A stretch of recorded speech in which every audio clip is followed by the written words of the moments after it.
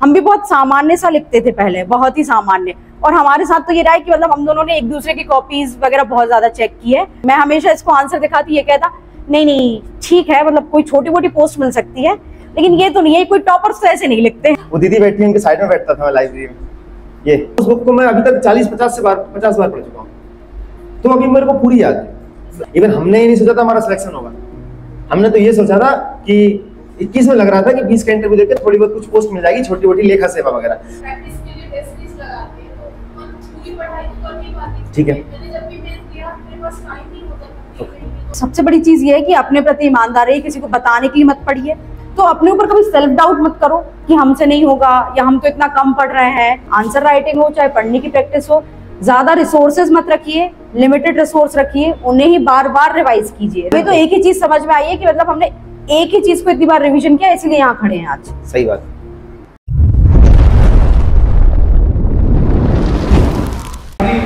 नए topic add किए, culture है या जो हमारा लिपिक्स वगैरह थे, ठीक मैथोलॉजी से क्वेश्चन बहुत अच्छे थे उनके, उदाहरण और संस्कृति इनको समझना। सेकंड मेंस पे आप जाओगे तो वो चॉइस खत्म करते जा रहे हैं, और 2-3 मार्क के जो कट ऑफ है आप यदि उसके पहले के कट ऑफ से कंपेरिजन करें तो नीचे जा रहा है, और यदि नीचे जा रहा है cut off, final cut off, तो इसका मतलब ये है कि पेपर बहुत टफ होता चला जा रहा है। वो इसलिए हो रहा है कि वो चॉइसेस खत्म हो, आपसे बन रहा है तो बन रहा है, और यदि नहीं बना तो पूरे मार्क्स चले जाते हैं। बहुत सारे क्वेश्चंस मैंने ऐसे देखे थे, और वो वहाँ से देखना शुरू हो गया था जब मैं एक पेपर मैंने एनालाइज किया था, तो उन्होंने एक बार क्वेश्चन पूछ लिया था। पहला ही क्वेश्चन था कि बालाथल कल्चर के फीचर्स में आया था एक बार मैंने से। फिर एक बार उन्होंने पूछ दिया कि एरिस्टोटल के अकॉर्डिंग मैटर एंड फॉर्म क्या। अब वो इस टाइप से, या उन्होंने पूछ लिया शंकराचार्य का विवर्तवाद बताओ, सीधा सीधा क्वेश्चन। सतकर्णी फर्स्ट की जो मिलिट्री कैंपेन है उनके बारे में आप डिस्कस करें। तो प्रॉब्लम ये है कि अब जो क्वेश्चन आ रहे हैं टिपिकल होते चले जा रहे हैं, कि इसलिए, और कुछ क्वेश्चन ऐसे आते हैं जहाँ पर आपको बहुत ज़्यादा नॉलेज होता है, तो उसे किस तरीके से डिलीवर करना है और कैसे फेस करना है, या बहुत अच्छे से सीखेगा इन लोगों से, क्योंकि इनका एक्सपीरियंस है बहुत अच्छा।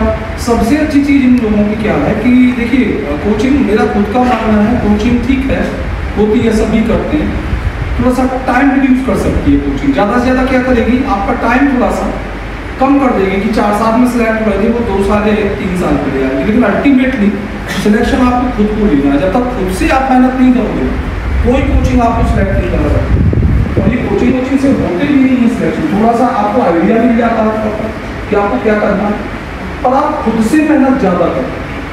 आप यकीन मानो, आजकल कितने सारे सोर्सेज हैं आपके पास में, नेट है, हर एक टॉपिक के आप टॉपिक पर जाओ।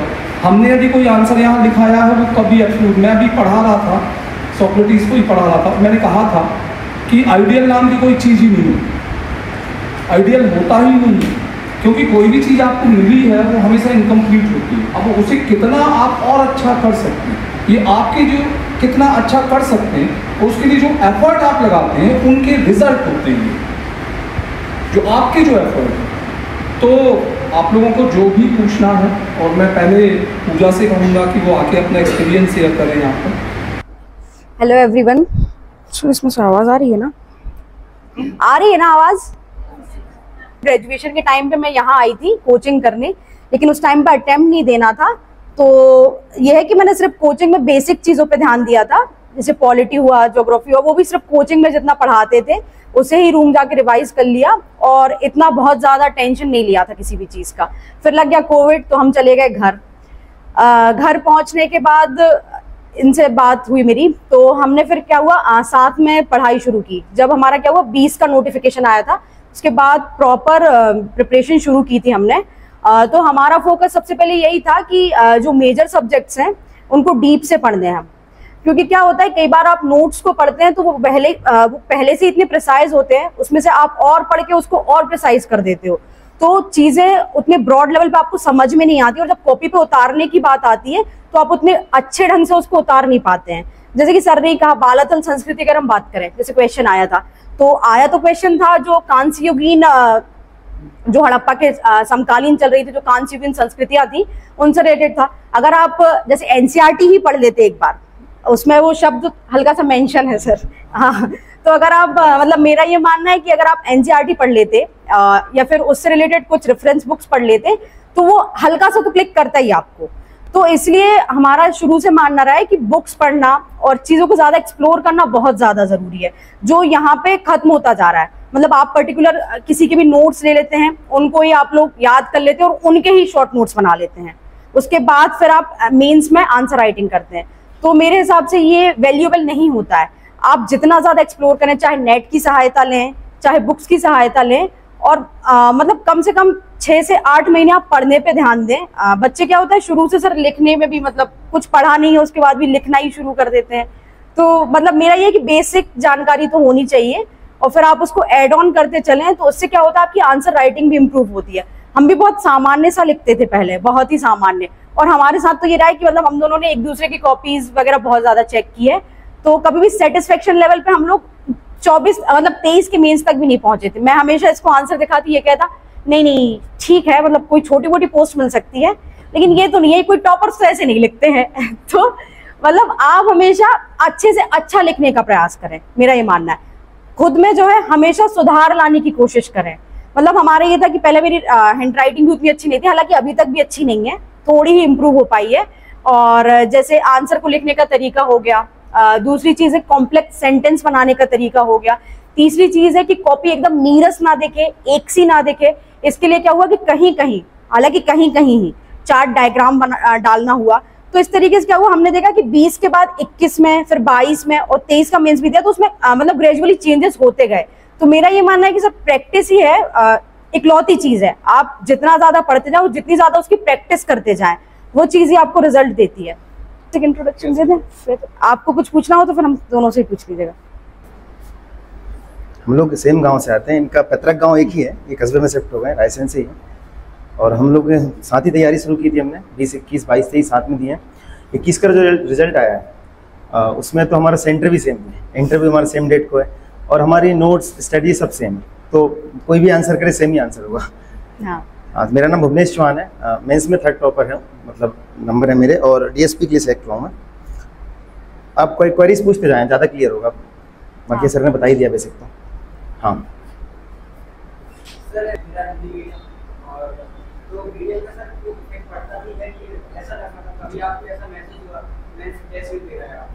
देखिए, अभी तक जो चला आ रहा था, नैरेटिव सेट हो रहा था कि इंग्लिश में टॉप आते जा रहे हैं लोग, इंग्लिश से ज़्यादा फायदा मिल रहा है। अभी इस बार वो मेथड टूट सा गया है थोड़ा सा, क्योंकि हम लोग हिंदी से ही हैं और भी काफ़ी लोग हिंदी से हैं। तो मीडियम चेंज का ऐसा है, जिस लैंग्वेज में आपके थॉट्स आ रहे हैं, आप एट दैट टाइम जिस भाषा में सोच पा रहे हैं, तो उसको चूज़ करिए, उससे कोई फर्क नहीं है। हिंदी इंग्लिश दोनों में कर सकते हैं।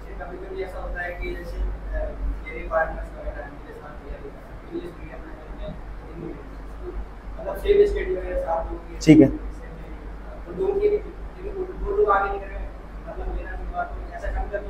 नहीं भाषा का तो बैरियर इतना नहीं है, और कुछ कमी रही होगी मेंस राइटिंग में, भाषा से कोई दिक्कत नहीं। किस बारे में? फॉर्मेटिंग देखिए आप, एक ये बड़ी दिक्कत है आजकल एस्पिरेंट क्या कर रहे हैं, फॉर्मेटिंग आप जनरलाइज कर रहे हैं। आपने पैटर्न बना लिया है कि ऐसे पॉइंट में लिखना है, ये महत्व बताना है, ये आलोचना बतानी है। एक सा पैटर्न नहीं होता है, हर प्रश्न की एक डिमांड होती है, वो डिमांड आप पूरा करेंगे। तो कोई एक फिक्स पैटर्न मत पालिए, अपने हिसाब से डील कीजिए। हमारा ये था कि हम लोग दोनों ही करते थे, सर से जुड़े हुए थे, भोपाल में ही थे हम। मैं 23 में हम आए थे अभी 2-1 महीने के लिए।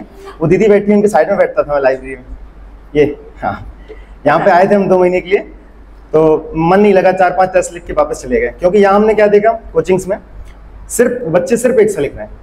आप 8-10 कॉपी लाइन से देख लीजिए, सिर्फ सब एक सा लिख रहे हैं, बिल्कुल अंतर नहीं मिलेगा। अंतर मिलेगा तो फैक्ट्स का मिलेगा, तो वो ज़्यादा वैल्यूएबल नहीं है। क्योंकि आप देखिएगा ना, जैसे चलता है कि पॉइंट में लिखना है, लेकिन कुछ चीज़ें ऐसी होती हैं, कुछ क्वेश्चन ऐसे होते हैं जिनमें डिमांड ये रहती है कि आपको पैराग्राफ में लिखना चाहिए, कुछ टिप्पणी टाइप की मांगी है, विश्लेषणात्मक चाह रहा है आपसे एग्जामिनर, तो उसमें पॉइंट नहीं जमता है।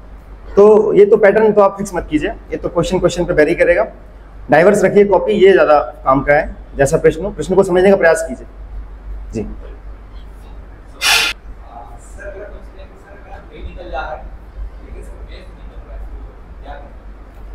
आपने 20-21 दिए हैं?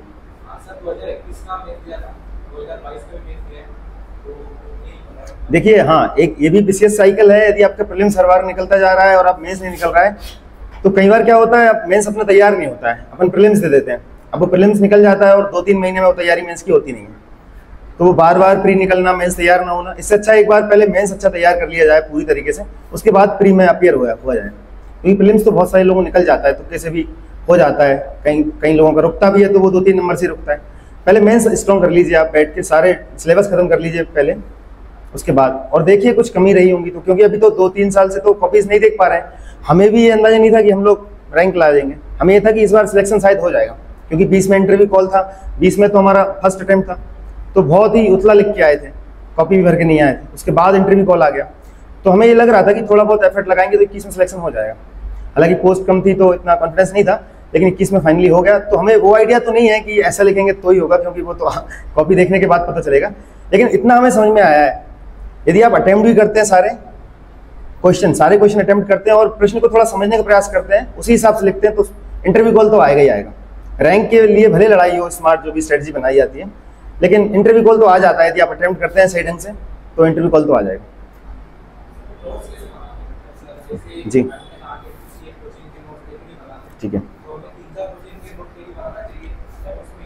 देखिए आप इसके लिए, हाँ ठीक है, हमारे साथ ऐसा था, हमारे साथ सब सब्जेक्ट्स के नोट नहीं थे, कुछ चीजें तो दिमाग पे आप विश्वास कीजिए कि हाँ तो कर लेंगे। जैसे हिस्ट्री का ऐसा था, ये हिस्ट्री में बहुत रुचि है इनको, मुझे भी बहुत ज्यादा रुचि, तो एनसीईआरटी हमने पढ़ी हुई थी। हालांकि वो ये नहीं है कि कंपल्सन है कि आपको मेंस के लिए पढ़ना ही पढ़ना है, इवन यूपीएससी भी लोग बिना एनसीईआरटी के भी निकाल देते हैं, तो ऐसी कोई बाध्यता नहीं है, लेकिन हमारे इंटरेस्ट के लिए हमने पढ़ी हुई थी, तो उसके हमने नोट्स नहीं बनाए थे। हिस्ट्री तो जितना था दिमाग में था, कुछ फैक्ट्स वगैरह लिखे थे, बाकी हमने नोट्स उनके बनाए थे जो हमें लग रहा था बार बार रिवीजन करना पड़ेगा। जैसे थर्ड पेपर था, बड़ा था, तो थर्ड पेपर के लिए नोट्स बनाए थे। इथिक्स के थोड़े बहुत थे, इथिक्स में भी क्या नोट्स बनाना, वो तो परिभाषाएं मन से लिखनी होती है सब, तो नोट्स उन्हीं के बनाइए जो आपको लगता है टाइम को रिवाइज करना पड़ेगा। कई बार क्या होता है, आप नोट्स के नोट्स बनाते हैं और नोट्स में इतना ज़्यादा उतार लेते हैं कि वो बुक से भी ज़्यादा हैवी हो जाते हैं, तो उनका ज़्यादा कोई मतलब नहीं है। नोट्स उन्हीं के बनाइए जिनको आप भूल रहे हैं, और केवल निमोनिक्स टाइप के बनाइए जितना आपको याद करना है। और आप जो बोल रहे हैं कौन से उससे बनाना है, रेफर करके ना, सोर्स कौन से, उसके लिए सर ऐसा है कि आप सिलेबस को सामने रखिए, पीवाईक्यू को सामने रखिए, है ना। आप एमपीपीएससी में देखेंगे पिछला भी जो सिलेबस था, उसमें से लगभग हमारे हिसाब से 30-40% तो सिलेबस जंक था, उससे क्वेश्चन आए नहीं। चार बार पेपर हुए 20 के हिसाब से, क्वेश्चन आए नहीं, ना कभी आने थे। और कुछ फेवरेट जोन ऐसे हैं एमपीपीएससी के, वो हर बार क्वेश्चन आते ही आता है। तो ये आपको क्लियर होगा पीवाईक्यू के बाद, पीवाईक्यू देखेंगे तो आपको क्लियर हो जाएगा कि यार इस जोन से क्वेश्चन आते ही आते हैं, सभ्यता संस्कृति से आते ही आते हैं, संस्कार से आते ही आते हैं, तो इसको स्ट्रॉन्ग कर लिया जाए। इसके लिए आप एक रेफरेंस बुक ना रखें, आपको जहां से लग रहा है कि हाँ ये संपूर्णता में पूरा टॉपिक हो गया है कॉम्प्रिहेंशन में, तो उसको करें, भले कोई सी भी कोचिंग के नोट से हो जाए या स्टैंडर्ड बुक से हो जाए, तो वो आप वेरी कर सकते हैं, अपने वेग से कर सकते हैं, वो कोई ऐसी कंपल्सन नहीं है।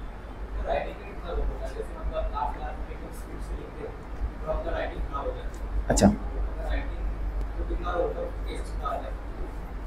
सर, राइटिंग का ऐसा है, इनकी राइटिंग थोड़ी सी मेरे से कम अच्छी है और मेरी भी ज़्यादा अच्छी नहीं है। तो राइटिंग का तो जो हमने सुना है सबसे कि भैया रीडेबल हो, क्योंकि एग्जामिनर आपकी कॉपी पढ़ना नहीं चाहता है, क्योंकि वो उसके लिए तो 1000 कॉपी चेक करना बड़ा नीरस काम रहता है।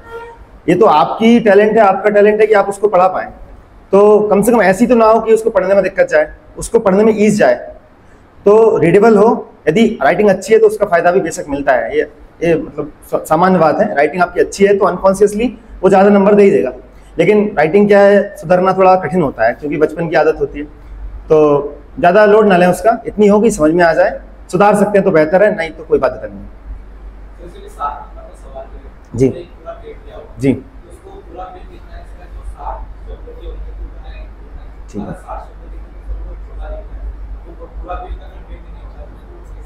जी, ठीक है सर। ये 2022 में हुआ था, हम लोगों ने 22 भी दिया था, 22 में बड़ा पेज आ गया था, जिन लोगों ने दिया होगा उनको पता होगा, 5 नंबर के लिए ना पूरा पेज आ गया था। तो इस बार हमारे कुछ दोस्तों का रुपा है जो 20-21 में भी दे रहे थे, 19 में भी दे रहे थे, वो 22 में बाहर हो गए, क्योंकि ज़्यादा पोस्ट थी, वो उसी में उलझ गए ज़्यादा लिखने में।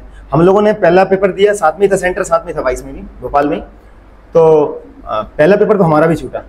इवन हमारा 2020-21 नहीं छूटता था, और टाइम भी बच जाता, 5-5, 10-10 मिनट हमने बचाया हर पेपर में, क्योंकि राइटिंग की स्पीड हमारी ठीक ठाक है, काफ़ी अच्छी है। तो 22 में ऐसा था कि छूट रहा था, तो फिर हमने दूसरे पेपर से क्या किया कि हम वो लाइन पे एक मार्क कर लेते छोटा सा कि यहीं तक लिखना है, क्योंकि ये भी एक बड़ी चुनौती है, आपको कम लिखना है, कम में अच्छा लिखना, क्योंकि आप ज़्यादा 1-2 लाइन लिखने का प्रयास करेंगे आपको सीधा कुछ ना कुछ छूटेगा। और आप कितना ही अच्छा कर लें, 5 मार्कर है, 7 मार्कर में आपको 3-3.5 से ज़्यादा मेरे को नहीं लगता को मिलता होगा। है ना। यदि आपको क्वेश्चन छूट रहा है तो आप सीधा कंपटीशन से पीछे हो जाते हैं। तो आप कोशिश कीजिए अटेम्प्ट सारा हो, और थोड़ा सा उसको रखिए, ध्यान में रखिए कि मुझे इतना ही लिखना है, भले कुछ भी पूछे। तो अभी तो शायद फिक्स आने लगी है फिर से कॉपीज, लेकिन कभी आ भी जाए ज़्यादा तो लाइन वाइन खींच के निशान बना के या दिमाग में रख के जाइए, इससे ज़्यादा लिखूंगा ही नहीं लिखूंगा। जैसे हमारे कोई दोस्त थे, अच्छा उनको नॉलेज बहुत रहता है। अभी कोई भी टॉपिक है 5 मार्कर में आ रहा है, हो सकता है वो टॉपिक बहुत बड़ा हो, आपको बहुत ज़्यादा पता हो, आपको 1000 शब्दों तक में पता हो उसका कंटेंट, लेकिन वो आपको वहाँ पे कंट्रोल रखना है। आप ये सोच के चलिए, आप ज़्यादा लिखेंगे तो आप सीधा क्वेश्चन छूट जाएगा आपको, भले जितना भी हो। देखिए हमने कोई क्वेश्चन लिखा होगा, आंसर लिखा होगा 5 मार्कर, तो हमें ज़्यादा से ज़्यादा 3.5 नंबर मिले होंगे, और आपने सामान्य लिखा होगा तो आपको 3 या 2.5 नंबर मिलेंगे। उसमें आप हमसे पीछे नहीं हुए हैं। आप पीछे हुए होंगे यदि आपने पूरा एक 11 मार्कर छोड़ दिया होगा, और हमने कर लिया होगा तो आप वहाँ पीछे हो गए 4-5 नंबर सीधा। तो ये थोड़ा सा कंट्रोल रखिए, उसको प्रैक्टिस में लाइए, हो जाएगा। अच्छा आप सर इनको माइक दे दीजिए, हम दोनों साथ में आंसर करते रहेंगे। है माइक है। आवाज आ रही है? आ जाएगी आवाज, मैं बोल दूंगी, है ना। ठीक बैठेगा। हाँ जी, बेसिक स्ट्रेटजी आपको सबको पता होगी, हम आपसे सबसे छोटे ही हैं, और हमने भी कोई तीर नहीं मारा है। सेकंड अटेम्प्ट ही है, हो गया किस्मत से थोड़ा सा, क्योंकि सभी लोग जो निकलते भी हैं बाहर वो एक फाइन लाइन के ऊपर नीचे है ना। 10-20 नंबर हमारे ज्यादा रहे होंगे, आपके किस्मत से छूट गए होंगे, तो उतना ही अंतर रहा होगा। तो और एक चीज और बता दूं आपको, पहले क्लियर कर दूं, हम लोग जो आपको बताने वाले हैं, जो आप पूछ रहे हैं, आप उसको परम सत्य मत मानिएगा। आपके विवेक पे देखिएगा कि हाँ ये लग रहा है काम का, उसको कीजिएगा। क्योंकि कई बार हमसे बच्चे पूछते हैं, हमारे साथी पूछते हैं कि ऐसे कैसे किया आपने स्ट्रेस मैनेजमेंट, क्योंकि हमारे लाइफ में ऐसा कुछ था नहीं, घर वालों की तरफ से प्रेशर कुछ नहीं था, बिल्कुल निश्चिंत होकर पढ़ रहे थे, हो तो हो, ना हो तो ना हो, इस टाइप की कहानी थी। तो हम वो कनेक्ट नहीं कर पाते हैं प्रश्नों से कि बच्चे क्या पूछने जा रहे हैं, साथी क्या पूछने जा रहे हैं। तो वो अपनी अपनी कमियां हैं, अपनी अपनी खूबियां हैं, आप उसी हिसाब से हमारे आंसर को जनरलाइज मत कीजिएगा। दिक्कत यही हो रही है, 10 जगह जा रहे हैं, इन्फ्लुएंस हो रहे हैं, भ्रमित हो रहे हैं, उसको मत कीजिएगा ना। जो लगे काम का, हो सकता है जैसे हमारी स्ट्रेटजी क्या थी, हम 3 मार्कर में हमने कभी 3 लाइन नहीं लिखी, 1-2 शब्द जितना पूछा उतना लिखा, 1-आध लाइन लिखी और आगे बढ़े। और कई टॉपर्स आपको बताएंगे 3 लाइन में लिखते हैं 3 मार्कर्स, वो भी सही रणनीति है, उनसे भी टॉप किया लोगों ने। तो वो आपके हिसाब से देखिएगा ना। आजकल तो क्या हो रहा है, बिल्कुल टू द पॉइंट पूछने लगा है। जैसे हम 2-3 मेंस का देख रहे हैं पिछले, स्पेसिफिक आपसे ईयर पूछ लेगा। ऐसे अभी पूछा था वो 42 शिक्षा कब संवर्ती सूची में शामिल हुई, तो आप बताते चलिए कि 1976 में हुई, और थोड़ा सा बताना है तो वो 42वें संविधान संशोधन द्वारा हुई। अब लोग महत्व भी बता देते हैं, शिक्षा का महत्व या फिर संवर्ती सूची में शामिल करने का महत्व। तो इनसे थोड़ा बचिए, क्योंकि आपका प्रश्न छूट जाता है उधर। और आप ये देखिए ना, एग्जामिनर 10 जगह कॉपी में लिख के दे रहा है, एडमिट कार्ड पे भी लिख के दे रहा है शायद, और वो पहले जो निर्देश रहते हैं मेंस कॉपी में वहाँ भी लिख के दे रहा है 10 शब्दों को क्रॉस नहीं करना है। तो 10 के 15 कर लीजिए, लेकिन ज़्यादा लिखना बेकार रहता होगा मुझे लगता है, क्योंकि हमने तो कॉपी नहीं देखी है। पुराने हमारे भाई बता रहे थे कि 2018-17 में उन्होंने दिए कॉपी देखी है, तो उन्होंने एक शब्द भी लिख के आए हैं, यदि आंसर किया है तो नंबर देगा ही देगा एग्जामिनर। अच्छा, वो कुछ प्रश्न इस टाइप के होते हैं कि जिनमें आपको रहता है स्कोप लिखने का 3 लाइन, उनमें लिखिए ना। सब में अब मैं आपको बता दूं, भैया पैटर्न का पूछ रहे हैं कि मैं बता दूं 1 ही लाइन में लिखना है, वो सही नहीं रहेगा। वो प्रश्न के हिसाब से आप खुद डिसाइड कीजिएगा, है ना।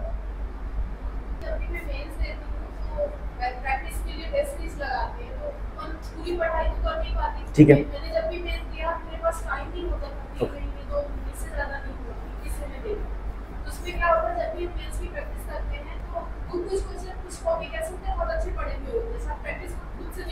ठीक है, जब भी हम लिखते हैं वो चीजें हम नहीं लिख पाते जो हम लिखना चाह रहे हैं। हालांकि जैसे इसके फ्री होते हैं, बस एक बात है ये भी लिखते हैं, जैसे कालिदास को शेक्सपियर कहा जाता था, वो तो हम लिख ही नहीं पाए, जब हम लिख सकते हैं तो बहुत अच्छे से आता है। ऐसा क्यों होता है? देखिए आप टेस्ट सीरीज में और मेंस में थोड़ा सा जिन लोगों ने दिया उनको पता होगा। आप टेस्ट सीरीज में 7 दिन पढ़ के 1 यूनिट का टेस्ट देते हैं, काफ़ी अच्छा देते हैं, नंबर बहुत कम मिलते हैं सबको, एवरेज 70-72 150 नंबर बता रहा हूँ। और आप मेंस में जब देंगे, जिन लोगों ने फेस किया होगा, एट दैट टाइम इतना याद नहीं आता है, आपको 10 पॉइंट में से 3-4 आएंगे, उसके बाद भी रैंक लग जाती है। हमने भी इतने लिख के आए हैं, उतने में भी रैंक लग जाती है। तो उसका लोड मत पालिए, ये भी लिख देना था, वो भी लिख देना था, उससे कोई दिक्कत नहीं होती। क्योंकि यदि ऐसा होता तो 1400 में से लोगों के 1000 नंबर 1200 नंबर आते हैं, 800-700 में सिलेक्शन हो रहा है, यानी कि 50% 60% में सिलेक्शन हो रहा है।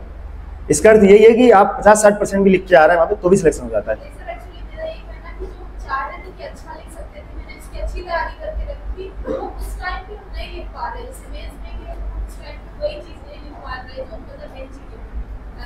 ठीक है, इसकी एक स्ट्रेटजी, मतलब ये तो लैक ऑफ प्रैक्टिस की वजह से प्रैक्टिस का ही है इसमें, तो खेल प्रैक्टिस का खेल है। हाँ, घर में करनी चाहिए। एक बात मैं बता रहा हूँ, जैसे जब आप पढ़ते हैं, जैसे आज आपको बहुत लंबे टारगेट ना बना के पर डे के टारगेट बनाइए। जैसे आपने क्या किया, मैं अपना एक्सपीरियंस बता रहा हूँ। कि आपने डिसाइड किया मॉर्निंग में कि आज 4 सब्जेक्ट पढ़ना है, हिस्ट्री, पॉलिटिक्स, ज्योग्राफी या कोई भी सब्जेक्ट साइंस में। कोई टॉपिक उठाया, उस टॉपिक में आपने क्या किया, एक रजिस्टर बनाया, उसमें केवल 5 टॉपिक लिखना। जैसे आपने प्रिंसिपल गैस टेक्नोलॉजी लिखी, सपोर्ट दिया में लिखना, फिर ये 5 पॉइंट आपने निकाल दिए 3 मार्क्स या 2 मार्क कर सकते हो, 2 मार्क कर सकते हो। एक long question, 2 long question history के, 2 लॉन्ग क्वेश्चन, ऐसे आप टारगेट बना लो, शाम तक हमें कितने तैयार करो। फिर क्या करो, फिर 8 बजे के बाद में पढ़ना बंद करो, कुछ नई चीज नहीं पढ़ना।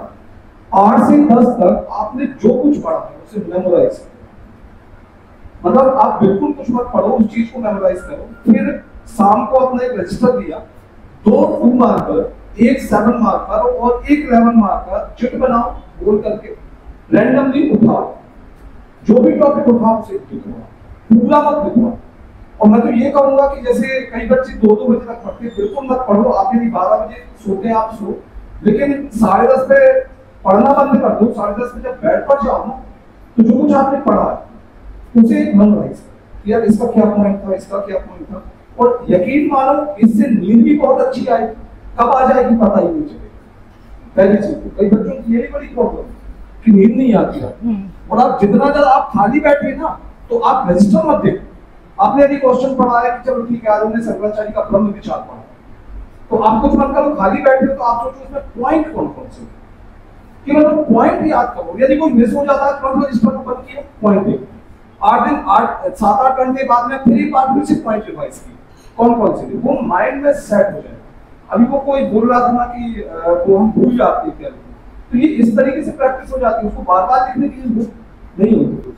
तो मैं इन लोगों से ये पूछना चाह रहा हूँ कि क्या इनके क्वेश्चन छूटे थे फर्स्ट पेपर में, इसके बाद भी ये कलेक्ट छूटे थे? ये चीज यदि हुई है तो डेफिनेटली पहले पेपर में ये लोग आपसे पूछ लीजिए जो पूछना है, तो आप ये मत सोचो ज्यादा सहजता से बात करो। ऐसे कुछ क्वेश्चन थे क्या पूजा जो तुम हाँ सर, जैसे कि पहले सर आप बोलिए। हाँ बोलिए सर। एक मेरा सजेशन था कि क्योंकि अपन लोग गुरुजन की भूमिका में है, तो बच्चे कई बार हेजिटेशन करते हैं एक सम्मान के नाते। मेरा एक नया प्लान है, भुवनेश से हमारा डिस्कशन हुआ, हम तीनों लोग थोड़ी देर में बाहर चले जाएंगे। हाँ, केवल आप लोग और भुवनेश पूजा खुल के क्वेश्चन आंसर करिए। आपकी उम्र के हैं, कैसा रहेगा, सही रहेगा? तो क्या है ना, आप हमारे दबाव में दिख रहे हैं, सबके चीजें लटके हुए हैं, तो मैंने कहा थोड़ा उनके बीच रहोगे। ये तो मैंने जो पूछा ना, जैसे ऐसा टीचर कई आते हैं मेंस वाले बच्चे, तो उनकी जो कॉमन प्रॉब्लम्स जो कॉमन रहती है ना, जैसे ज्यादातर तो मेरे पास सर आते हैं बच्चे जो मेंस जो क्वालिफाई नहीं कर पाते, ये टेबल और चार्ट और ये हर एक क्वेश्चन में टेबल चार्ट बना रहे हैं, तो क्या इससे मार्क्स मिल रहे हैं क्या? क्योंकि उन्हें ये लगता है कि जो सिलेक्टेड लोग हैं वो मिले होंगे, उन्होंने बताया होगा। नहीं सर, इनका अभी जो भुवनेश पूजा 2-2 मिनट बोल देते हैं, फिर हम लोग चलते हैं 15 मिनट। बच्चे केवल क्वेश्चन आंसर डायरेक्ट बीच तक जाएंगे, जितने डाउट बिल्कुल नेचुरल फॉर्म में आपसे डाउट पूछो, दम से पूछिए आप। हम लोग इसलिए जाएंगे कोई दबाव की कंडीशन न रहे। तो हमारा लक्ष्य ये था कि जैसा हमने अनाउंस किया था कि जो हमारा सेशन है वो सही में मेंस को ही फोकस बीच में से ही है, हम कोई असमान लोग नहीं है, आप भी कर सकते हैं। देखिए एक ही दिन अगले साल आप लोग होंगे। तो मोटा मोटा जो सर ने बोला छूटने का, इनका ऐसा था, पूजा का इनको मैथ नहीं आती थी, ये मैथ में इनने कभी कोशिश भी नहीं की। इनने 1-2 बार हमने किया इनको प्रयास की थोड़ा बहुत बन जाए, तो कुछ नंबर सिस्टम एवरेज वगैरह के बेसिक क्वेश्चन से बने, बाकी इनने मैथ पूरा छोड़ के आई है, हर बार छोड़ के आई है। मीन मीडियन वगैरह थोड़ा कर लेती थी, लेकिन बड़े क्वेश्चन जैसे अभी आ रहे थे, नंबर सिस्टम का क्वेश्चन आया 2022 में, 2023 में वो परम्यूटेशन कॉम्बिनेशन वाला आया सांख्यिकी का, वो पूरा छोड़ के आई है, बिल्कुल दम के साथ छोड़ के आई है, और इन्हें मेहनत भी नहीं किया। तो छोड़ा जा सकता है प्रश्नों को ना, क्योंकि 50-60% सिलेक्शन हो रहा है। मोटा मोटा ये है पीएससी का पैटर्न क्या है प्रीलिम्स और मेंस का, 60% क्वेश्चन, 60 से 70% क्वेश्चन सरल आते हैं, है ना, जो सबसे बनते हैं और हर कोचिंग के नोट से, हर किताब से बचते हैं। मेंस में भी आप देखिए क्वेश्चन रिपीट होते हैं, जैसे मालवा का पठार हर साल आ रहा है। तो हमारी कोशिश ये थी कि जो सरल क्वेश्चन आ रहे हैं 60-65-60-70%, उनको अच्छा करना है। थोड़ी बहुत लीड मिल जाए लोगों से तो अच्छी बात है, ना मिले तो हम पीछे ना हो। बाकी 10-20% क्वेश्चन आते हैं जो मॉडरेट रहते हैं, जिनने थोड़ी सी डीप पढ़ाई की है वो कर सकते हैं, मतलब मैनिपुलेट करके, अटेम्प्ट करके, वो हमने कोशिश की थी, उनको हम करेंगे। तो वो आप कर लीजिए। बाकी 10% क्वेश्चन तो प्रीलिम्स में भी और मेंस में भी ऐसे आते हैं जो बिल्कुल लीक से बाहर रहते हैं, जो आपने कभी सुने नहीं होते। जैसे 2020 में एक क्वेश्चन आया साइंस में, बस्पर थ्योरी, जिन लोगों ने दिया होगा, वो केमिस्ट्री का कोर क्वेश्चन है, मतलब वो 11th-12th में पढ़ते हैं आप, नॉर्मली आप नॉन साइंस बैकग्राउंड नहीं समझ पाएंगे उसे, है ना। और 1-2 साल से ऐसे क्वेश्चन आने लगे हैं। जैसे पवेड में भी एक क्वेश्चन आया था, क्या पूछे वो डिसीजन मेकिंग का था, साइमन का रैशनल थिंकिंग मॉडल होता है। तार्किक बुद्धिमत्ता करके एक मॉडल है, जो लोग प्रशासन जो पढ़ते होंगे टीप में पढ़ा होगा, उन्होंने पढ़ा होगा, नॉर्मली लोग नहीं पढ़ते हैं। बाकी हर साल कैसे क्वेश्चन आ रहे हैं लोक प्रशासन से कि विकासशील देशों में लोक प्रशासन की भूमिका, लोक प्रशासन का विषय के रूप में विकास। सरल क्वेश्चन है, सिलेबस में टू द पॉइंट दिए हुए हैं, है ना। प्रशासन प्रबंधन में अंतर, तो आपको तैयारी किसकी करनी है? जो सरल है उसको आपको गलत नहीं करना है, जो थोड़ा बहुत मॉडरेट है, जो डीप पढ़ाई से हो सकता है, डीप स्टडी से हो सकता है, उसको अटेम्प्ट कीजिए। जो क्वेश्चन कठिन आ रहा है उसके चक्कर में बिल्कुल मत परेशान होइए, उससे कोई फर्क नहीं पड़ता है। ये मैथ हर बार छोड़ के आई है, मैं कुछ चीजें छोड़ देता था, मुझे समझ में नहीं आती थी। जैसे अभी 10th यूनिट थी थर्ड पेपर की, भूगर्भ शास्त्र, उसके कुछ टॉपिक्स बड़े क्लिष्ट है, मतलब बहुत कठिन है समझने, जैसे पेट्रोलियम वगैरह, और पीछे आप देखेंगे टेक्निकल हो जाते हैं बहुत ही। टाइमलाइन वगैरह नहीं आती है लोगों को समझ में, जियोलॉजिकल टाइमलाइन थी, याद करने में कठिन थी, या कंफ्यूजन था बहुत सारी नोट्स में, हमने तो छोड़ दी थी पूरी। मैं कहा नहीं आएगी तो कोई नहीं, हटाओ, एक आध क्वेश्चन आएगा छोड़ देंगे। और फर्स्ट सेकंड पेपर में तो स्कोप है, बड़े बड़े क्वेश्चन में अथवा आता है तो एक नहीं कर लेते हैं। जैसे हिस्ट्री में हमने बहुत सारी चीजें ऐसी छोड़ी थी कि यार ये नहीं कर पाएंगे तो इनके अथवा। जैसे पॉलिटिकल साइंस में अब वो पॉलिटिकल थिंकर थे, जैसे जयप्रकाश नारायण, समझने में बड़ी कठिनाई जाती थी। जैसे लोहिया जी को मैं पढ़ ही नहीं पाया, 4 बार मैंने दिया, समझ में भी नहीं आया, अच्छा कुछ कंटेंट मिला नहीं, तो हर साल छोड़ के गए और हर साल आ भी गए हो, लेकिन अथवा का क्वेश्चन करके आ गए, नहीं आ रहे थे समझ में तो ठीक हो, छोड़ो छाड़ो। जैसे एथिक्स में हर बार एसआर के को, मतलब सर्वपल्ली राधाकृष्णन जी को नहीं आता समझ में तो छोड़ छाड़ के चले जाते थे। अब फेवरेट टॉपिक्स क्या है आपको पता है, शंकराचार्य हर साल पूछ रहे हैं, तो शंकराचार्य को आप नहीं छोड़ सकते, आप उनको अच्छे से तैयार कीजिए। तो मोटा मोटा यही है कि जो चीजें आपको ज्यादा दिक्कत दे रही है छोड़ा जा सकता है, कोशिश कीजिए, हो जाए तो बहुत अच्छी बात है। और हर साल जो पैटर्न 1-2 क्वेश्चन इधर उधर कर जाता है उसके चक्कर में स्ट्रेटजी मत बदलिए, इतना काफी होता है करना, जितना आप 1-2 क्वेश्चन छोड़ सकते हैं। इनका मैथ छोड़ते थे हर बार, फिर भी टॉप किए हुए, तो उससे ज्यादा नहीं। और डायग्राम का ये है कि डायग्राम बनाना कंपलसरी नहीं है, हम लोग डायग्राम में ज्यादा कौशल मतलब नहीं थे, कुशल नहीं थे, मैं स्पेयर भी सीधा नहीं बना पाता हूँ, तो डायग्राम नहीं बनाया हमने, बहुत ही कम बनाया है। जैसे मैप की जहाँ जरूरत लगी है वहां जरूर बनाया है। जैसे कई बार क्वेश्चन ही लिखा जाता है, अब लास्ट टाइम ये आया कि पाचन तंत्र सचित्र समझाइए, तो फिर आपको बनाना पड़ेगा, और कम से कम जो मिनिमम रिक्वायरमेंट है उतने डायग्राम तैयार कर लीजिए। भारत का मैप, एमपी का मैप आपको आना चाहिए, कुछ चीजें, बाकी हर जगह अननेसेसरी नहीं डालना है, वो डिमांड नहीं होती है। डायग्राम वायग्राम ये ठीक है, कई लोग इससे भी टॉप कर लेते हैं, वो स्ट्रेटजी हो सकती है। हमें ये ठीक नहीं लगता था कि हर जगह डायग्राम देना, क्योंकि बच्चे क्या करते थे, सर ने बताया, हम एक बार देख रहे थे किसी कॉपी की 3 मार्कर में डायग्राम कौन बनाता है, कोई तो नहीं बनाता ना यहाँ। 3 मार्कर में कौन डायग्राम, 3 तो लाइन होती है, जो पूछा है वो लिख दिया। 5 मार्कर में भी इतना स्कोप नहीं होता कि आप डायग्राम बना सको, अगर आपको क्वालिटी कंटेंट देना है तो। अगर आपको हाँ है जाता जाती लिखना है फिर आप डायग्राम बनाओ, लेकिन अगर आपको क्वालिटी कंटेंट देना है तो वहां भी डायग्राम का स्कोप बहुत कम होता है। क्यों, मतलब वही चीज अगर हम सीधे सीधे लिखते हैं तो फिर गोला बना के लिखने की क्या जरूरत है, मतलब वो गोला बनाने में तो टाइम जाएगा ना। अगर वही चीज आप सीधे सीधे लिख सकते हो, मतलब हमारा तो ये रहा, हमने हमेशा इस चीज पे ध्यान दिया कि कंटेंट जो है वो अच्छा हो, और उसे डिलीवर करने का तरीका सबका अपना होता है। हम डायग्राम में उतने अच्छे नहीं थे तो हमने डायग्राम्स पे ज्यादा फोकस नहीं किया। आप लोग हो सकता है कि कोई डायग्राम बहुत अच्छे बनाता हो, तो आप ये भी मत करिए कि पूरी कॉपी ही मतलब ऐसी लगे जैसे आप ज्यामिति की कॉपी देख रहे हैं किसी की, मतलब मैप वाली कॉपी ना दिखे। अननेसेसरी नहीं बनाना, ये फायदा मिलता है, डायग्राम फायदा मिलता है, टाइम भी बचता है और समझने में भी आसानी होती है एग्जामिनर को, तो डायग्राम फायदा मिलता है। लेकिन अननेसेसरी बनाने से कोई मतलब नहीं है, जहाँ जरूरत नहीं है वहाँ डायग्राम बनाना बहुत बेकार है। 5 मार्कर में भी क्या होता है, जैसे मान लीजिए इतना स्पेस है, आपकी 5 लाइन है, आपने इतने कोने में ऐसा मैप बना दिया एमपी का, अभी यहाँ पे आप पता क्या लिख पाएंगे, आप एक एक शब्द लिख पाएंगे, वो इतना भद्दा लगेगा कि आप मेंस लिख रहे हैं कि आप प्रीलिम्स के फैक्ट्स लिखा रहे हैं किसी को, वो ज्यादा अच्छा नहीं लगेगा। तो जबरन के मैप्स बनाइए जो कर सकता है। अब मतलब ओवरऑल ये है, मैं अच्छा आंसर किसको मानता हूँ, हम लोगों की समझ में क्लियर थी, अच्छा आंसर वो होता है जिसमें एक फ्लो होता है, क्योंकि एग्जामिनर आप मान के चलिए आपके आंसर पढ़ने में इंटरेस्टेड नहीं है, आपको जबरन उसे पढ़ाना है। तो अच्छा आंसर क्या हो सकता है, 2 पॉइंट है कि एक तो एग्जाम आपके आंसर में फ्लो हो, दूसरा पॉइंट दूसरा मतलब फ्लो होना चाहिए, और कंटेंट का ऐसा है, ऐसे कुछ लोग उस पर ज्यादा कंफ्यूज रहते हैं कि भूमिका लिखना है नहीं लिखना है, निष्कर्ष लिखना है नहीं लिखना है। हम लोगों में ऐसा था कि भैया यदि हमारे पास कंटेंट ज्यादा अच्छा है तो हम भूमिका निष्कर्ष में स्पेस खराब नहीं करेंगे। हमारे पास यदि अकबर की राजपूत नीति के बारे में 7-8 पॉइंट अच्छे दमदार हैं, तो हम क्यों 2 लाइनें ऊपर खराब करें निष्कर्ष में, 2 नीचे उपसंहार में और भूमिका में खराब करें, बीच के 3 लाइनों में आप क्या लिख पाएंगे। तो हमारा फोकस यही था, यदि हमारे पास मेन कंटेंट ज्यादा है तो मेन कंटेंट लिखें, भूमिका 1 लाइन में भी लिखी जा सकती है, कई तरीके हो सकते हैं लिखने का, और वो आपको खुद से डेवलप करनी पड़ेगी ना। आप उसके चक्कर में ऐसा कई बार क्या करते हैं लोग, उनको भी रट के जाते हैं, मैंने देखा है। जैसे इकोनॉमी का कोई भी क्वेश्चन आए, कृषि का कोई भी क्वेश्चन आए, बच्चे यहीं से शुरुआत करते हैं कि भारत एक कृषि प्रधान देश है और फलाना ठिकाना। उसको पढ़ने में कोई मजा नहीं आया। अपने ढंग से उसको मैनिपुलेट कीजिए। आप ऐसे भी लिख सकते हैं कि हालिया रिपोर्ट नीति आयोग की ऐसा ऐसा आया, ये डेटा आया, वहां से शुरू कीजिए। तो ऐसा भी कर सकते हैं। तो फ्लो होना चाहिए, पढ़ने में उसको कठिनाई नहीं जाना चाहिए। और दूसरा, हाँ दूसरा पॉइंट अभी याद आया मुझे कि एक तो आपके आंसर में फ्लो होना चाहिए, दूसरा ये होना चाहिए कि आप आपके आंसर से कन्विंस कर पाए एग्जामिनर को कि हाँ आप जो पूछ रहे थे वो यही आंसर है। क्योंकि हमारा अनुभव कितना है, ज्यादा अनुभव नहीं है, हम ज्यादा जगह से जुड़े भी नहीं थे, कभी जगह जुड़े हैं और ज्यादातर हमने घर ही किया है। 20 में टेस्ट सीरीज लगाई थी। ये सर इनके बारे में बताता हूँ, विक्रम सर के बारे में। एक BS एजुकेशन करके NGO चलाते हैं जो काफी किफायती टेस्ट सीरीज कराते हैं प्रोवाइड, और इनकी कोई कोचिंग नहीं है, ये संस्थानों से कोलैब करके चलाते हैं। तो भोपाल में हम लोगों ने जब प्रीलिम्स ज्वाइन किया 200-300 रुपए में टेस्ट सीरीज कराई थी, तो हमने कर ली। मेंस का इनका था 1500 रुपए में कराई थी, और संस्थान में 8-10 हजार रुपए ले रहे थे, तो हमने इसलिए इनकी कर ली। और हम इनके साथ इसलिए जुड़े हैं कि ये जो आंदोलन चला रहे हैं वो अच्छा है, हम लोग सपोर्ट करना चाहते हैं। क्योंकि बच्चे बहुत फंसे हुए हैं, 8-10 हजार रुपए देते हैं टेस्ट सीरीज में, वो बिल्कुल फ्रूटफुल नहीं है। कम जगह लिखने की प्रैक्टिस है, आपको खुद से सोचना है। 21 में तो इवन हमने टेस्ट सीरीज ज्वाइन नहीं की थी, घर ही लिखते थे और ज्यादा आंसर भी नहीं लिखे थे, क्योंकि हम लोग उसमें कंफर्ट कर रहे थे कि हाँ लिख देंगे, हमें कोई दिक्कत नहीं होगी, तो हमने नहीं की थी। जिन लोगों को लगता है कि करना चाहिए। तो मैं बता रहा हूँ हमारा अनुभव क्या है। हमारे कुछ साथी हैं, हमारे भैया हैं, उनको ना फैक्ट बिल्कुल याद नहीं होते, वो फैक्ट कभी नहीं लिख पाते, इवन बहुत मोटे मोटे फैक्ट भूल जाते हैं। लेकिन उनका एनालिसिस इतना दमदार है कि वो उसी के दम पे इंटरव्यू कॉल ले रहे हैं हर बार।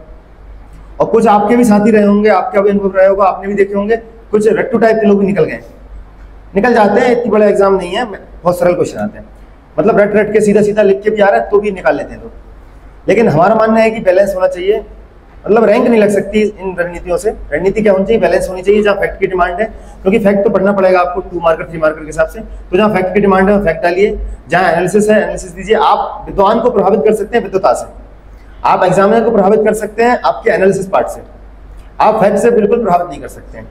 फैक्ट से वो प्रभावित नहीं होते हैं जनरली, मुझे ऐसा लगता है। तो हम लोगों की कोशिश तो यही थी कि हम कोई भी टॉपिक लिख रहे हैं तो उसका क्रक्स पढ़ते थे। जैसे अभी ये नीचे ये लिखी हुई किताब पढ़ी, उसमें समुदाय लिखा है 3 नंबर।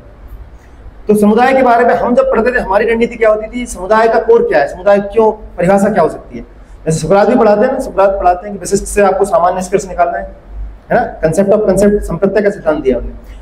तो परिभाषा बना के पढ़ते थे कि समुदाय क्या है। समुदाय के बारे में हमें जो मोटा मोटा समझ में आया कि हाँ एक विशिष्ट क्षेत्र के लोगों का समूह है, विशिष्ट क्षेत्र जरूर अनिवार्य है उसमें, उसके बिना समुदाय की परिभाषा पूरी नहीं होगी।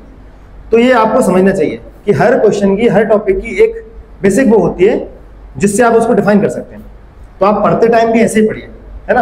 अकबर की औरंगजेब की दक्कन नीति आप क्यों बार बार आ रही है और बार बार क्यों पढ़ रहे हैं, क्योंकि कहीं ना कहीं मुगल साम्राज्य के पतन में उसका रोल रहा है, और उसके कारण उत्तर में जो विद्रोह हुए, दक्षिण में फंसे रहे वो, तो वो आपको समझ में आना चाहिए। ना कि आपको नीति के पॉइंट लिखने हैं कि इतनी तारीख में इसको जीत लिया था Khandev, table time of revision. आप बार बार पढ़िए, याद होगा। उसके लिए समय निकालिए, भले नया मत पढ़िए, रिस्क ले लीजिए, क्योंकि मेंस में या प्रीलिम्स में प्रेडिक्शन लगाना क्वेश्चन का बहुत कठिन है। आप सोच रही हैं कि मैंने 9 टॉपिक पढ़ लिए हैं, एक छूट गया है, तो छोड़ जान दीजिए। बहुत मिनिमम संभावना है उससे क्वेश्चन आए, और आएगा भी तो छोड़ भी सकते हैं। 3 नंबर के लिए कोई लड़ाई की जरूरत नहीं है। तो आप लेकिन जो 9 क्वेश्चन है उसको तैयार कीजिए, क्योंकि आप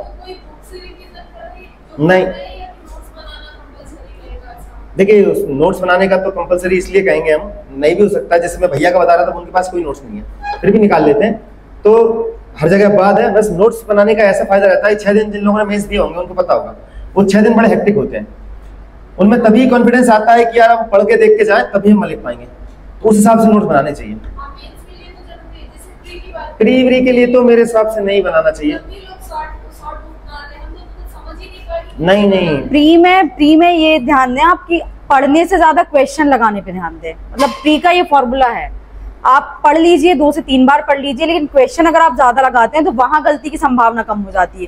क्योंकि प्रीलिम्स के लिए नोट्स तो हमने नहीं बनाए थे। जैसे मैंने मेरे पास परीक्षाधाम बुक थी, उसमें पहला संस्करण था उसका, बहुत पतली थी। तो मैंने क्या किया, बर्णवाल और माहेश्वरी जो भी मिल रहा था मार्केट से, कोई टेस्ट सीरीज में कोई क्वेश्चन काम कर लगा तो उसी में लिख लेता था मैं, है ना। ज्ञान संपदा से भी कुछ उसी में लिख लिया।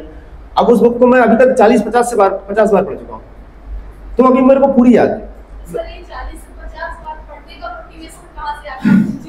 देखिए आप सोच के चलिए, इतने लोग दे रहे हैं, 2 लाख लोग एग्जाम देते हैं, आप थोड़ी सी ढील करेंगे, आपको पता है रिवीजन करना है, आप नहीं कर पा रहे हैं, अंदर से नहीं आ रहा है, तो आप ये मान के चलिए आप सीधे बाहर हो जाएंगे, क्योंकि लोग कर रहे हैं, आप नहीं कर रहे हैं। तो ये भय से मोटिवेशन आता है हमें, तो भैया हम नहीं पढ़ रहे हैं, दूसरा पढ़ रहा है, तो भैया हो जाएगा, उसका हमारा रुक जाएगा। तो फिर एक तक तो इतना ही तो त्याग है, ये तो लोग सब नहीं हो जाते, वो आपको वशिष्ठ करना पड़ेगा ना, कुछ लगे बोरिंग करते रहिए करते रहिए। अच्छा क्या होता है, जैसे परीक्षाधाम के मैंने बताया, मैं तो दृष्टि बुक से पढ़ लेता था, भूगोल मैंने लूसेंट पढ़ी है, कम पढ़ी है, भूगोल में दृष्टि से पढ़ लेता था। उसका ये कारण है कि पहली बार रिवीजन करते हैं टाइम लगता है, जब 10-20 बार कर लेते हैं तो बस खाली पेज पलटना होता है, ऐसे ऐसे यार ठीक है, मध्य प्रदेश की बन तो याद है, मिट्टी तो याद है, ऐसे करके जंगल तो कर लेंगे, है ना, होता है, आपने भी देखा होगा। तो बस उन्हीं को पढ़ते थे जो याद नहीं है रिवीजन में, तो है ना, कर सकते हैं आप, थोड़ा सा विशिष्ट तो करना पड़ेगा, देखिए प्रयास कुछ करना पड़ेगा, सबका सिलेक्शन नहीं हो पाता है, 200-250 पोस्ट आती हैं, इतने तो यहीं बैठे हैं, तो वो आपको विशिष्ट कुछ करना पड़ेगा। आपकी जो कमियां हैं मुझे लगता है हर आदमी को पता है ना, हर आदमी को पता है मैं कहाँ कमी कर रही हूँ या कहाँ कमी कर रहा हूँ, तो वो आप समाधान खुद ही खोजेंगे उसका, कोई आपको पेन पकड़ के नहीं लिखाएगा वहाँ पे। और मेंस की स्ट्रेटजी मुझे लगता है पीएससी एमपीपीएससी में इतनी ज़्यादा कुछ स्ट्रेटजी, इतना ज़्यादा कुछ कंटेंट कोई जरूरत नहीं है। आप तो पीवाई की उठा लीजिए, बहुत सामान्य क्वेश्चन आते हैं, जो आदमी थोड़ा भी पढ़ा होगा वो निकाल सकता है, तो वो यूपीएससी में अलग बात है, उसमें थोड़ा सा अलग चीज़ है, पीएससी में इतनी जरूरत नहीं है।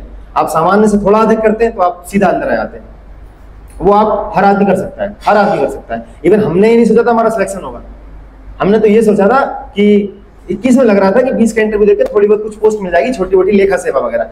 मैं तो इससे ये भी कह रहा था, अच्छा वो नहीं किया, जब प्रेफरेंस भर रहे थे तो मैंने कहा यार इतने नंबर कम होंगे, डीसीडीएसपी पहले नहीं डालते हैं, पहले नीचे की सर्विस डाल देते हैं, हो सकता है कम नंबर हो, सेम नंबर किसी के मिले मैच में, तो प्रेफरेंस से अपना मिल जाए, ये सोच रहे थे। फिर वो तो लगा मैंने क्या नहीं, मूर्खता हो जाएगी, कहीं गलती से ज्यादा नंबर होगा और मान लो कुछ नीचे का मिला तो लोग कहेंगे देखो, इसलिए डीसीडीएसपी डाल दिया, वो आ गया। तो हमें विश्वास नहीं था, वो आप भी कर लेंगे, आपको लग रहा है जिनके कॉल अभी नहीं आ रहा है वो लाएगा तो एक बार में आप रैंक लगा देंगे, वो कोई कठिन नहीं है। वो क्या रहता है, उस दिन का भी थोड़ा योग रहता है, हम लोग किस्मत में खूब मानते हैं, मेहनत सब करते हैं, थोड़ी सी एक्स्ट्रा मेहनत रही होगी, बाकी थोड़े से योग बन गए, जो पढ़ के गए सीधा क्वेश्चन वो आ गया। अब कई बार क्या होता है, हम जो डिस्कस करते हैं घर पे, हम हमारे साथ बहुत योग बने ऐसे कि हम जो पहले पढ़ रहे हैं, आपके साथ भी रहे होंगे, बहुत कॉमन सी बात है कि हम रात में जो रिवीजन कर रहे थे, यार ये आ सकता है, ये आ सकता है, और सुबह उठ के आ गया वो, तो अब वो रात में पढ़ा ही था, वो सुबह छाप दिया। तो थोड़ा सा उसके उतना ही अंतर रहता है एक अनुशासित आदमी में, मतलब एस्पिरेंट में और एक सिलेक्टेड में, जो तो इतना ही अंतर रहा होगा कि उसको एक क्वेश्चन याद आ गया, वहां पे आप लोगों को नहीं आ पाया, आप 1-2 लाइन कम याद आई, हमको ज्यादा याद आ गई, उतना ही अंतर रहा होगा। तो स्ट्रेटजी कोई खासी स्ट्रेटजी बनाने का कोई महत्व नहीं है, नॉर्मल पढ़ाई भी करते हैं, बस पीवाई की और सिलेबस देखते रहिए, वो बहुत जरूरी है, क्योंकि कड़ी मेहनत ज्यादा काम की नहीं है, स्मार्ट मेहनत ज्यादा काम की है। कुछ फेवरेट टॉपिक है, हर बार आ रहे हैं, मालवा का पठार हर बार आ रहा है, तो शंकराचार्य हर बार आ रहा है, तो आप नहीं छोड़ सकते, करिए उसको तैयार, है ना जी।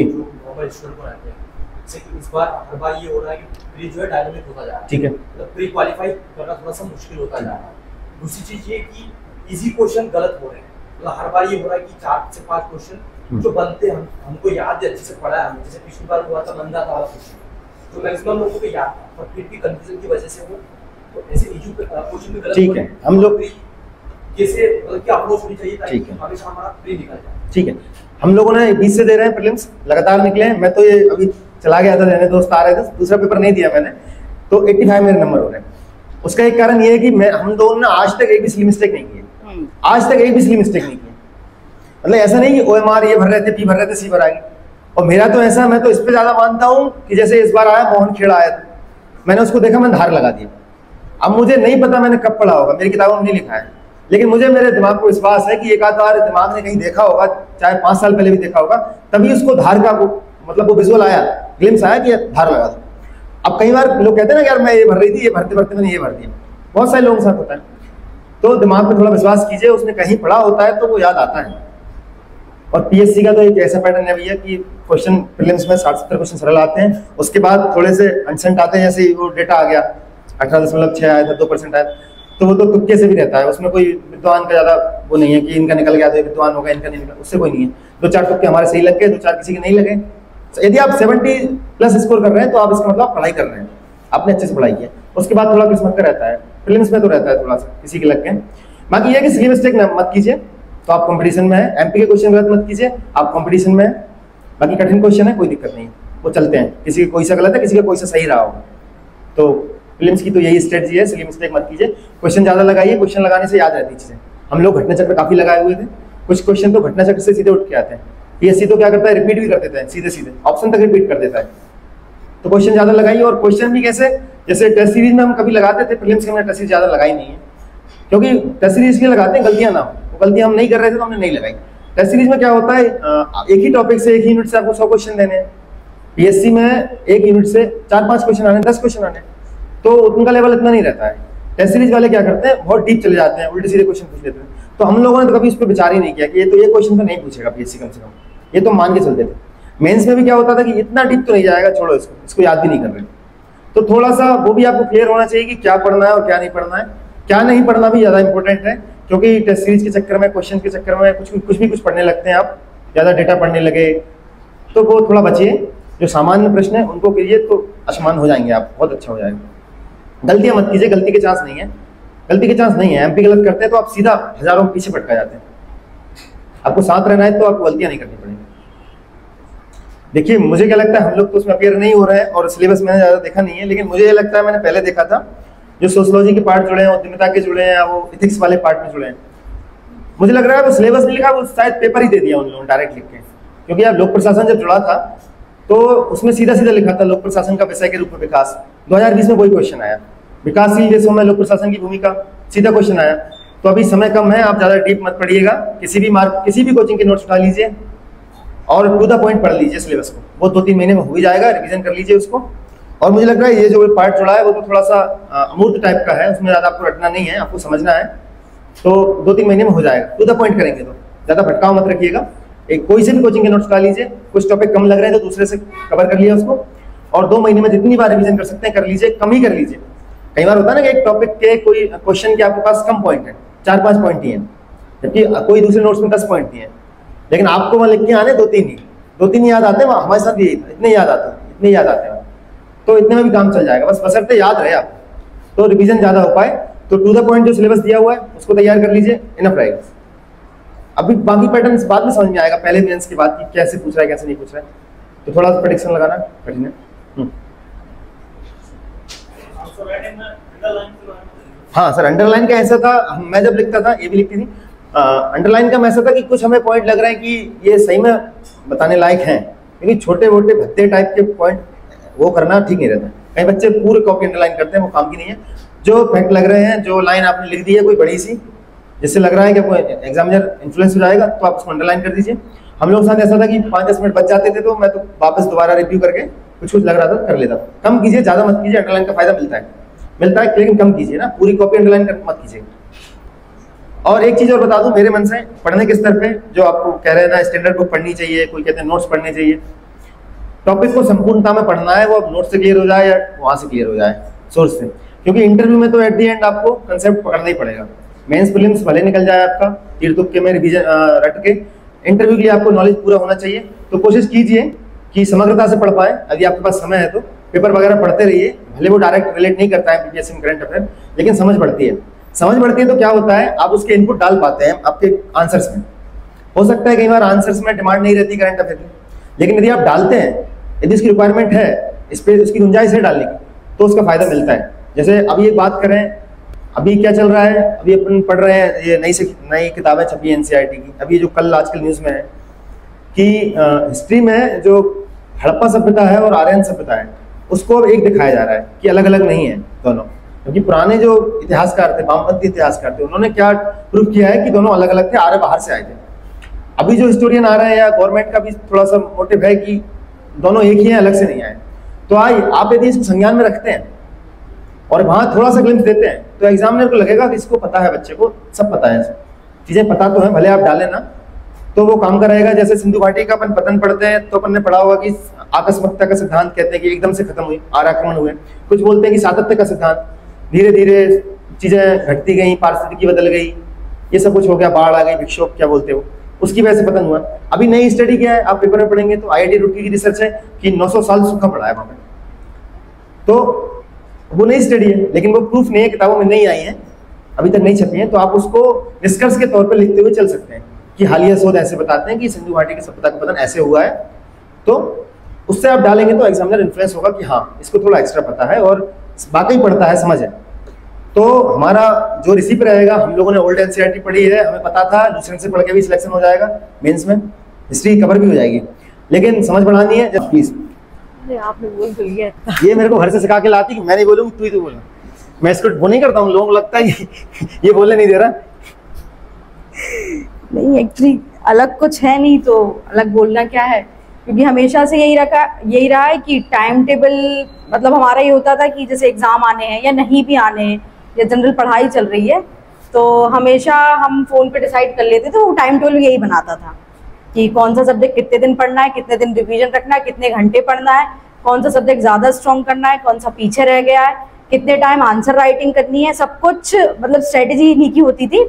और मैं तो हमेशा फॉलो ही किया, इसलिए मैं बैठ के सुनती ही रहती हूँ, क्योंकि मैंने वाकई में जो इसने बोला है सिर्फ वही किया है, उतना ही किया है।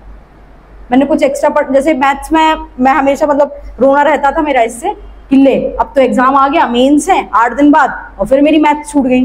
तुम तो कह रहे थे कि मैं पढ़ा दूंगा 1 दिन में, तो हमेशा मुझसे कहता था कि लाभ हानि सिखा देता हूँ, परसेंटेज सिखा देता हूँ, इतना ठीक है, नहीं बनेगा छोड़ के आ जाना, कोई दिक्कत वाली बात नहीं है। तो जो और भी चीजें इतनी अच्छी आती है जो लोगों को नहीं आती हैं, तो मतलब एक चीज और, आपके रणनीतिकार आप ही होंगे। हाँ, आप कोई टीचर के पास जाए, किसी के पास जाए, कोई आपकी रणनीति नहीं बना सकता, क्योंकि उसे आपकी कमियां नहीं पता है।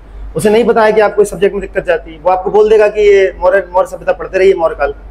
आपको मौर्य काल पूरा रटा है, तो आप क्यों पढ़ना उसको? वो आपकी रणनीति आप बनाइएगा ना, आपको बेहतर देख। इसका क्या है, हमारी ट्यूनिंग ज्यादा ही मैच थी, तो मुझे सारा कुछ पता था कि क्या इसको वो है, तो उस हिसाब से हम दोनों हमारी सेम हो जाती थी। बाकी हर एक की रणनीति अलग होगी ना, बिल्कुल। कोई सीख के नहीं आता पेट से, वो आप ही बना लेंगे। जैसे किसी का हिस्ट्री कमजोर होता है, किसी का पॉलिटी कमजोर होगा। जैसे हमारा मतलब मेरा पर्सनल साइंस थोड़ा सा वीक था, तो मैं थोड़ा सा टाइम उस पर ज्यादा दे देती थी। हालांकि मैथ्स तो कितना भी दे दिया मैंने टाइम, उसके बाद कभी समझ में नहीं आया, तो इसलिए फिर मैंने एक टाइम पे गिव अप कर दिया। 20 के बाद मैंने कहा रहने दो, 30 नंबर की यूनिट है, निकाल लेंगे। अगर 11 नंबर का क्वेश्चन बन गया तब तो वाह, मतलब बाहर आके मैं सबसे पहले फोन लगा कि मेरे से मैथ्स के क्वेश्चन बने हैं आज, तो मैं बहुत खुश होती थी, क्योंकि मैं सोच के ही जाती थी कि मुझसे नहीं बनेगा वो 30 नंबर का। उस चीज से कोई प्रॉब्लम नहीं है, मतलब अगर आप थोड़ा बहुत सेक्शन ऐसा है कि वो नहीं बन रहा है तो उस पर इतना ज्यादा लोड लेने की जरूरत नहीं है। हो सकता है किसी के लिए वो हिस्ट्री का कोई पर्टिकुलर पार्ट हो, किसी के लिए पॉलिटी का कोई पार्ट हो, या किसी के लिए इकोनॉमी का कोई पार्ट हो। मेरे लिए वो मैथ्स थी, तो मतलब चीजों को लेकिन बैलेंस आउट करके चलें आप, चीजें समग्रता में, जैसे इसने कहा समग्रता में पढ़ना सीखें। साइंस के जैसे और टॉपिक से और बहुत अच्छे स्ट्रॉन्ग कर लिए थे मैंने, फिजिक्स, केमिस्ट्री, बायोलॉजी पे ध्यान दिया। उसके बाद जो 10th यूनिट थी, 6th यूनिट थी, 7th और 8th यूनिट थी, उनको बहुत अच्छा पढ़ लिया, उनके क्वेश्चन बहुत अच्छे अटेम्प्ट किए, तो मैथ्स वाला जो पोर्शन था वो उसको कवर अप कर गया। तो मतलब हो जाता है, और उसमें कुछ नई बात नहीं है, वैसे पढ़ते गए हैं, लिखते गए हैं और उसी में सुधार करते गए और हो गया। मतलब सच में पता भी नहीं चला कि कब हो गया। अच्छा, एक और है प्रश्न की, मैं जो समझ की बात कर रहा था, एक उदाहरण से और समझ लें, आप ज्यादा बेहतर समझ पाएंगे। जैसे कहीं ये लिखा हुआ है कि परिवार कल्याण कार्यक्रम, आपने इसको क्या समझा है कि जनसंख्या वृद्धि को रोकने के लिए बना गया, जबकि उसका एक मोटिव ये भी है कि जो पालन पोषण होता है बच्चों का, और यदि उसमें गैप रखा जाए प्रॉपर 2-3 साल का, परिवार अब कहते हैं ना फैमिली प्लानिंग, 3 साल का गैप रखा जाएगा तो उनका पालन पोषण भी अच्छे से होगा, परवरिश भी अच्छे से होगा। तो एक पहलू उसका ये भी है, जनसंख्या वृद्धि रोकना ही नहीं है, पोषण अच्छे से हो। तो ये क्या है, आप जब भी टॉपिक को पढ़ें तो इस चीज से पढ़ें कि इसका क्रक्स क्या है, अलग से क्यों है। जब आप पढ़ेंगे, ऊर्जा में पढ़ते थे, ऊर्जा दक्षता, ऊर्जा संरक्षण, एक सी चीजें आती थी, लेकिन उसमें कुछ तो भेद रहा होगा तभी वो आई हैं। तो उस क्रक्स को पकड़ने का प्रयास कीजिए, फिर चीजें याद रखनी नहीं पड़ती हैं। हाँ। कंसेप्ट क्लियर होता है तो फिर लिखना रहता है, भाषा का खेल है। अब थोड़ा सा अंतर कर जाता है, थोड़ा सा किसी की भाषा शैली अच्छी है, किसी की नहीं है, तो प्रैक्टिस से इंप्रूवमेंट कर सकते हैं। किसी की बहुत ज्यादा अच्छी होती है तो वो थोड़ी सी बाय बर्थ भी हो जाती है, लेकिन मेहनत से तो अचीव कर सकते हैं। MPPSC लाइक तो कर सकते हैं आप, मतलब हर एक डायमेंशन पे मतलब कोशिश तो करें आप कि चीजों को याद ना करें, सोचने की कोशिश करें, समझने की कोशिश करें। और अगर आपके साथ कोई सर ही है या कोई भी है तो डिस्कस करें, क्योंकि डिस्कशन का बहुत फायदा मिलता है। छोटा ग्रुप बनाएं। हाँ, 2-3 लोगों का। मतलब हमारे साथ ये प्लस पॉइंट था कि इवन हम लोग जो डिस्कस करके गए वो अगले दिन पेपर में आया है, मतलब ये बहुत कोइंसिडेंस रहा है। तो मतलब जो भी मुझे नहीं आ रहा है तो ये समझाएगा, इसे नहीं आ रहा है तो मैं, ऐसा बहुत कम हुआ है कि इसे नहीं आएगा और मैंने समझाया हो, लेकिन हुआ है कुछ प्रशासन में पब्लिक एडमिनिस्ट्रेशन में MA हूँ मैं, तो वो चीजें हैं। बाकी मतलब ऐसा है कि अगर आप साथ करके पढ़ते हैं, मतलब हमारा तो ये मानना है तो चीजें और ज्यादा क्लियर होती जाती हैं। जो इसने सीखा होगा वो और ज्यादा स्ट्रांग हो जाएगा अगर वो मुझे पढ़ा देगा। और दूसरी बात ये भी है, दोस्तों में क्या चलता है, इंदौर आके देखा, हमें नहीं पता था देश दुनिया का, हम वहाँ एक छोटे से कॉलोनी में बैठ के पढ़ रहे थे, यहाँ आके देखा लोग नोट्स नहीं शेयर करते हैं। हाँ। हमारे नोट्स तो कोई भी ले जाता था, हमें कोई दिक्कत नहीं, दिमाग में नोट्स है क्या, वो कापी में नोट्स थोड़ी, हमने भी कहाँ से उतारे हैं, वो किताबें उनके पास भी हैं। यहाँ आके देखा। तो ऐसे ग्रुप मत बनाइए, यदि आप दोस्ती रख रहे हैं किसी से तो विश्वास में रखिए। हमारी नोट्स जितने हैं अभी आपके देखेंगे बहुत बिल्कुल सेम है, इसलिए तो हमारे मार्क्स इसलिए सेम आए क्योंकि अप्रोच ही एक सी हो गई थी। तो ऐसे दोस्त बनाए, ऐसा ग्रुप बनाए जिसमें आप विश्वास के साथ रह सकें। छुपाते नहीं थे, मैं कुछ नया पॉइंट भी पढ़ लूं तो तुरंत इसको कॉल करता था, अरे ये नई चीज आ गई है, अपडेट है कि नहीं, तू कहती हाँ मैंने पढ़ी है, इसमें थोड़ा ये और जोड़ ले। ये कुछ नहीं पढ़ती थी, मुझे बताती थी, तो वो रिवीजन भी हुआ है, फायदा भी हुआ है और वो अल्टीमेट काम की चीज है। तो ऐसे ग्रुप बनाइए ना। तो ये सबसे बड़ी चीज ये है कि अपने प्रति ईमानदार है, किसी को बताने के लिए मत पढ़िए। और दूसरी चीज, किसी से नेगेटिव कंपटीशन मत करिए, क्योंकि जैसे हम यहाँ पे भी आए, जैसे 21 के मेंस के बाद आए थे हम लोग, सितंबर में यहाँ पे आए थे, तो मतलब हॉस्टल में कई लोग पढ़ रहे हैं 10-10 12-12 घंटे रूम से नहीं निकल रहे हैं, नोट्स ही मतलब कुछ भी पढ़ रहे हैं। तो मैं इसको फोन करके कहती, मैंने कहा यहाँ तो लोग पता नहीं कितना पढ़ते रहते हैं, हमने तो कभी इतना पढ़ा ही नहीं है। तो ये कहता था ऐसा नहीं है, मतलब देखो सबका अलग होता है। तुम अगर 5 घंटे पढ़ती हो, 5 घंटे का इनपुट तुम्हारा 4.5 घंटे का है, तो वो भी इफेक्टिव है। अगर कोई 18 घंटे पढ़ के भी 5 घंटे निकाल पा रहा है तो वो उसका मतलब उसकी क्षमताओं के ऊपर है। तो अपने ऊपर कभी सेल्फ डाउट मत करो कि हमसे नहीं होगा, या हम तो इतना कम पढ़ रहे हैं, या मतलब हम प्रैक्टिस करो। मतलब इस बात पे मत जाना कि इन लोगों ने इतना कम पढ़ा है और ये लोग टॉप कर गए हैं, ऐसा भी नहीं है। मतलब हाँ, मतलब पढ़ा है हमने, और स्टार्टिंग में तो खूब पढ़ा है और खूब प्रैक्टिस की है। मतलब यहाँ की टेस्ट सीरीज से लेना देना नहीं था, हमने घर में खूब लिखा है। मतलब क्वेश्चन हमने चाहे एनसीईआरटी से निकाले हो, चाहे किसी नोट्स के पीछे वाले क्वेश्चन निकाले हो, खुद से खूब लिखा है, खुद से खूब चेक किया है, तो उसका फायदा हमें वहां मिला है। मतलब आपको भटकना नहीं है। हाँ। कोई सा भी सोच रख लीजिए, कोई सी भी टेस्ट सीरीज रख लीजिए, भटकना नहीं है। सेल्फ इंप्रूवमेंट करना है, आपस में 2-3 दोस्त हो तो अच्छी बात है, खुद से भी कर सकते हैं, क्योंकि आप समझ जाते हैं मॉडल आंसर देख के, टॉपिक किताब में देख के समझ में आता है कि ये नहीं लिख पाई मैं, ये नहीं लिख पाया मैं, तो आप इंप्रूवमेंट कर जाएंगे ना, वो ज़्यादा बेटर तरीका है। बाजार में जाएंगे तो कंफ्यूज होंगे। हमारे साथ ये अच्छा था, हम इंदौर भले नहीं आए इसलिए हो गया, यानी भवर को आगे भवर में हम भी घूम जाते हैं, यहाँ पे बढ़िया वहाँ रहे, यहाँ से भी होते हैं सिलेक्शन, कोई बात नहीं। हमें अडेप्टेशन नहीं था, आए थे भी तो 2 महीने में भाग गए यहाँ पे कि यार यहाँ तो गजब ही चल रहा है। तो बस मेंटल हेल्थ का थोड़ा ध्यान रखिए। हाँ। खुश रहिए और खुद को एनालाइज करते रहिए, खुद में इम्प्रूवमेंट लाते रहिए, मतलब आराम से हो जाएगा। हाँ, हो सकता है आप पहले सामान्य लिखना सीखें, फिर थोड़ा विशिष्ट लिखना सीखें, फिर विशिष्ट लिखना सीख जाएंगे। अब एकदम से मतलब जंप करने की जरूरत नहीं है, ओंधे मुंह गिरने की जरूरत नहीं है। अब ग्रेजुअली चेंजेस लाइए, टाइम टू टाइम होगा, प्रैक्टिस पे विशेष ध्यान दीजिए, आंसर राइटिंग हो चाहे पढ़ने की प्रैक्टिस हो। ज्यादा रिसोर्सेज मत रखिए, लिमिटेड रिसोर्स रखिए, उन्हें ही बार बार रिवाइज कीजिए। रिवीजन की है, मतलब सिलेक्शन की हमें तो एक ही चीज समझ में आई है कि मतलब हमने एक ही चीज को इतनी बार रिवीजन किया, इसलिए यहाँ खड़े हैं आज। सही बात, रिवीजन तो मस्त है। और एक और गैप मत लीजिएगा कभी, गैप लेने से क्या होता है, बिल्कुल निल हो जाता है। किसी ने 15 दिन गैप ले लिया, 20 दिन गैप ले लिया, तो बिल्कुल जीरो शुरू करना पड़ता है, देखा होगा आपने। तो गैप कोशिश कीजिए गैप ना हो, यदि हो पा रहा है तो उसकी कंपनसेट कर पाए, आप उसे क्षतिपूर्ति कर पाए। गैप से थोड़ा नुकसान हो जाता है। खुश होकर पढ़िए, हो जाएगा, मतलब आराम से। हाँ, 12th के बाद नहीं की थी।